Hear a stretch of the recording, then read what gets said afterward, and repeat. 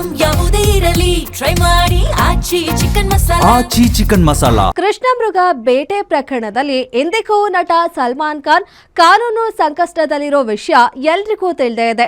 ಅಂಥದ್ರಲ್ಲಿ ರಾಷ್ಟ್ರ ಪಕ್ಷೀಯ ಗರಿಗಳನ್ನ ಕಟ್ಕೊಂಡು ಮನ ಬಂದಂತೆ ಕುಣಿದು ಸೋಷಿಯಲ್ ಮೀಡಿಯಾದಲ್ಲಿ ವೇವ್ಗೋಸ್ಕರ ಹಾಕಿದ್ರೆ ಸುಮ್ಮನೆ ಬಿಡ್ತಾರಾ?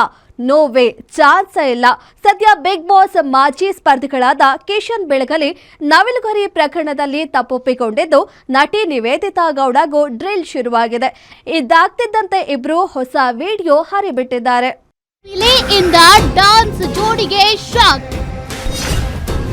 ಕಿಶನ್ ತಪ್ಪೊಪ್ಪಿಗೆ, ನಿವಿಗೂ ಫುಲ್ ಡ್ರಿಲ್. ಅದ್ಯಾಕೋ ರ್ಯಾಪರ್ ಚಂದನ್ ಶೆಟ್ಟಿ ಮಾಜಿ ಪತ್ನಿ ನಿವೇದಿತಾ ಗೌಡ ಟೈಮ್ ಸರಿಯೇ ಹೋಗ್ತಿಲ್ಲ ಅನ್ನಿಸ್ತಿದೆ.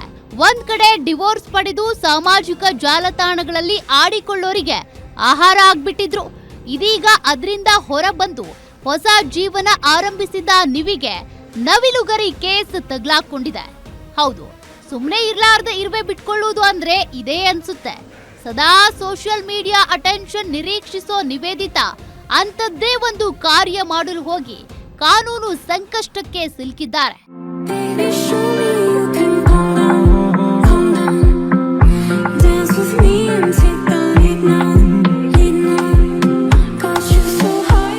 ನಟ, ಬಿಗ್ ಬಾಸ್ ಮಾಜಿ ಸ್ಪರ್ಧಿ ಕಮ್ ಡ್ಯಾನ್ಸರ್ ಕಿಶನ್ ಬೆಳಗಲಿ ಕಾನ್ಸೆಪ್ಟ್ ಬೇಸ್ಡ್ ಡ್ಯಾನ್ಸ್ ವಿಡಿಯೋಸ್ ಮಾಡೋದ್ರಲ್ಲಿ ಎತ್ತಿದ ಕೈ.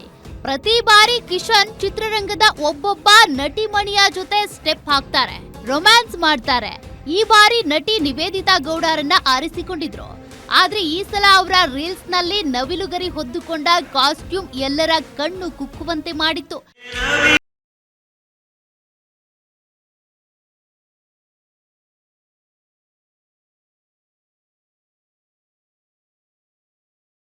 ನವಿಲುಗರಿಗಳಿಂದ ಡಾನ್ಸ್ ಮಾಡಿದ್ದು ಸಾಮಾಜಿಕ ಜಾಲತಾಣಗಳಲ್ಲಿ ಸಾಕಷ್ಟು ಚರ್ಚೆಗೆ ಗ್ರಾಸವಾಯಿತು. ಸಾಕಷ್ಟು ಟೀಕೆಗಳು ವ್ಯಕ್ತವಾದವು. ಈ ಹಿನ್ನೆಲೆ ಆಕ್ಟಿವಿಸ್ಟ್, ಜರ್ನಲಿಸ್ಟ್ ಕೂಡ ಆಗಿರುವ ಉದಯ್ ಸಾಗರ್ ತಮ್ಮ ರೈನ್ ಲ್ಯಾಂಡ್ ಟ್ರಸ್ಟ್ ನಿಂದ ಫಾರೆಸ್ಟ್ ಕ್ರೈಮ್ ಸೆಲ್ಗೆ ದೂರು ನೀಡಿದ್ರು. ನವಿಲುಗರಿಗಳ ಮೂಲದ ಬಗ್ಗೆ ತನಿಖೆ ನಡೆಸಿ ಸೂಕ್ತ ಕ್ರಮ ಜರುಗಿಸಬೇಕು ಅಂತ ದೂರಿನಲ್ಲಿ ಉಲ್ಲೇಖಿಸಲಾಗಿತ್ತು. ರಾಜ್ಯ ಅರಣ್ಯ ಅಪರಾಧ ನಿಯಂತ್ರಣ ಕೋಶ ಅಂದ್ರೆ ಫಾರೆಸ್ಟ್ ಕ್ರೈಮ್ ಸೆಲ್ನಿಂದ ವಿಚಾರಣೆ ನಡೆಸಿ ನಂತರ ಅದನ್ನ ಹೆಚ್ಚಿನ ತನಿಖೆಗಾಗಿ ಕಗ್ಗಲಿಪುರ RFOಗೆ ಹಸ್ತಾಂತರಿಸಲಾಗಿದೆ.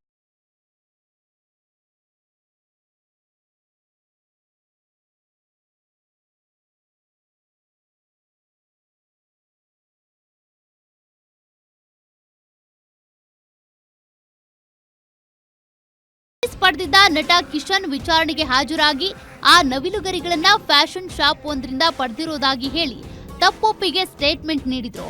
ಅದರ ಬೆನ್ನಲ್ಲೇ ನಿವೇದಿತಾ ಕೂಡ ವಿಚಾರಣೆಗೆ ಬಂದು ಕ್ಷಮೆ ಕೋರಿದ್ದಾರೆ. ನನ್ನ ಕಡೆಯಿಂದ ಏನೇನಾದ್ರು ನಿಮ್ಗೆ ತಪ್ಪಾಗಿ ಮಾಡಿದೀನಿ ಅಂತ ಅನ್ಸಿದ್ರೆ by renting it or collaborating with some store, ನಿಮ್ ತರಾನೇ I am truly sorry and it will not happen again. So now kuda itara video ಮಾಡಿ we are extremely sorry for doing this video and ನೀವು ಯಾರು ಕೂಡ ಈ ತರ ಒಂದು wild life articles ನ ಯೂಸ್ ಮಾಡಿ ವಿಡಿಯೋ ಮಾಡೋದು ಕಾನೂನಿನ ಪ್ರಕಾರ ಅಪರಾಧ.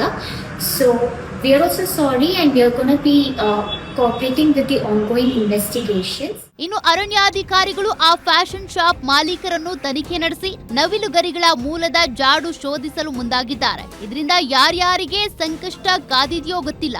ವನ್ಯಜೀವಿ ಸಂರಕ್ಷಣಾ ಕಾಯ್ದೆ ಇದ್ದುಕೊಂಡೇ ರಾಷ್ಟ್ರ ಪಕ್ಷಿಯ ರೆಕ್ಕೆ ಪುಕ್ಕಗಳನ್ನೇ ಕಿತ್ತು ಹೀಗೆ ಫ್ಯಾಷನ್, ರೀಲ್ಸ್, ವ್ಯೂಸ್ಗಾಗಿ ಬಳಸುವಂತಹ ಇಂಥ ಅವಿವೇಕಿಗಳನ್ನ ಬಿಟ್ಬಿಟ್ರೆ ಮುಂದೊಂದು ದಿನ ನವಿಲುಗಳ ಸಂತತಿ ಏನಾಗ್ಬೇಡ ನೀವೇ ಹೇಳಿ.